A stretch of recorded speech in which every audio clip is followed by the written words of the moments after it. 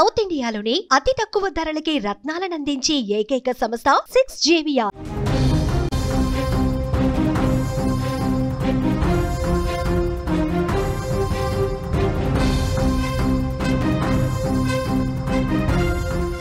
హైదరాబాద్ కేపీహెచ్పీలో దారుణం చోటు చేసుకుంది. అప్పుల బాధతో దంపతులు ఆత్మహత్య చేసుకున్నారు. భర్త మృతి, ప్రాణాపాయ స్థితిలో భార్య ఉన్నట్లుగా తెలుస్తోంది. 4 రోజుల నుంచి చనిపోయేందుకు వీరు ప్రయత్నం చేస్తున్నారు.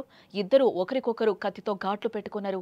మొదట భర్త రామకృష్ణ గొంతు కోసింది భార్య, అనంతరం తాను గొంతు కోసుకుంది రమ్యకృష్ణ.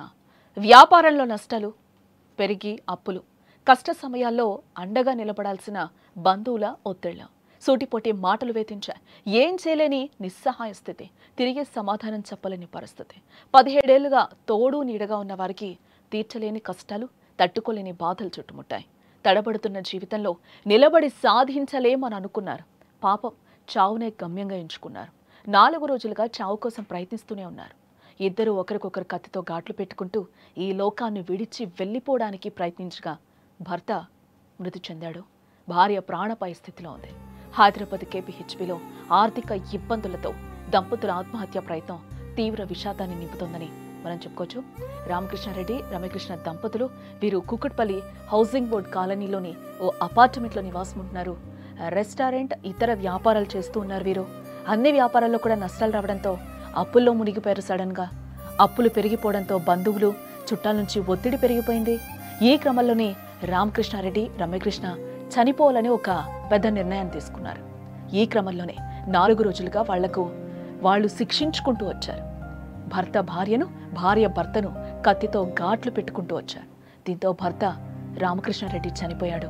రక్తం ఎక్కువగా పోవడం వల్ల ఇంట్లోనే చనిపోయి ఉన్నాడు ఆయన. భార్య రమ్యకృష్ణ కూడా గొంతు కోసుకుంది. ఆ తర్వాత పోలీసులకు సమాచారం ఇచ్చింది. పోలీసులు వచ్చి చూసే సమయానికి భార్య రమ్యకృష్ణ పరిస్థితి చాలా విషమంగా ఉందని కూడా అంటున్నారు. వెంటనే ఆమెను ఆసుపత్రికి తరలించారు. సంఘటన స్థలాన్ని కూకట్పల్లి ఏసీపీ రవికిరణ్ రెడ్డి పరిశీలించారు. కేసు నమోదు చేసి విచారణ కూడా చేస్తున్నామని కూడా పోలీసులు చెప్తున్న సందర్భం కనిపిస్తోంది. 2025 ఆగస్టు 30వ తేదీ ఉదయం ఈ ఘటన వెలుగులోకి వచ్చింది. రామకృష్ణారెడ్డి, రమ్యకృష్ణ దంపతులు వీరు కూకట్పల్లి హౌసింగ్ బోర్డు కాలనీలో అపార్ట్మెంట్లో నివాసం ఉంటున్నారు. వీళ్ళు రెస్టారెంట్, ఇతర వ్యాపారాలు చేస్తూ కూడా ఉన్నారు. ఈ వ్యాపారాల్లో వాళ్ళకి నష్టం రావడంతో ఒక్కసారిగా కూడా వీరు అప్పుల్లో మునిగిపోయారు. అప్పులు పెరిగిపోవడంతో బంధువులు, ఇటు చుట్టాల ఒత్తిడి కూడా పెరిగింది. ఈ క్రమంలోనే రామకృష్ణారెడ్డి, రమ్యకృష్ణ చనిపోవాలని కూడా నిర్ణయం తీసుకున్నట్లుగా మనకి తెలుస్తోంది. ఈ క్రమంలోనే 4 రోజులుగా వాళ్ళు శిక్షించుకుంటూ వచ్చారు. భర్త భార్యను, భార్య భర్తను కత్తితో ఘాట్లు పెట్టుకుంటూ రావడం జరిగింది. దీంతో భర్త రామకృష్ణారెడ్డి చనిపోవడం జరిగింది. రక్తం ఎక్కువగా పోవడం వల్లనే ఇంట్లోనే చనిపోయి ఉన్నాడు. భార్య రమ్యకృష్ణ కూడా గొంతు కోసుకుంది. ఆ తర్వాత పోలీసులకు ఈవిడే సమాచారం ఇవ్వడం కూడా జరిగింది. ఆ తర్వాత పోలీసులు వచ్చే సమయానికి భార్య రమ్యకృష్ణ పరిస్థితి విషమంగా ఉందని కూడా అంటున్నారు. వెంటనే ఆసుపత్రికి తరలించారు. గొంతు కోసుకోవడం వల్ల పరిస్థితి సీరియస్గా ఉందని కూడా పోలీసులు చెప్తున్నారు. అప్పుల బాధతోనే ఈ విధంగా చేశారని, భార్య స్పృహలోకి వస్తే అన్ని విషయాలు బయటకు వస్తాయని కూడా పోలీసులు అంటున్నారు. రోజు కళ్ల ముందు కనిపించే వీళ్ళు ఇంత ఘోరానికి పాల్పడతారని ఎవరూ ఊహించలేదు అంటూ కూడా అపార్ట్మెంట్ వాసులు చెప్తున్నారు. సంఘటనా స్థలానికి కూకట్పల్లి ఏసీపీ కూడా చేరుకోవడం జరిగింది. కేసు నమోదు చేసి విచారణ చేస్తున్నామని కూడా పోలీసులు చెప్తున్నారు.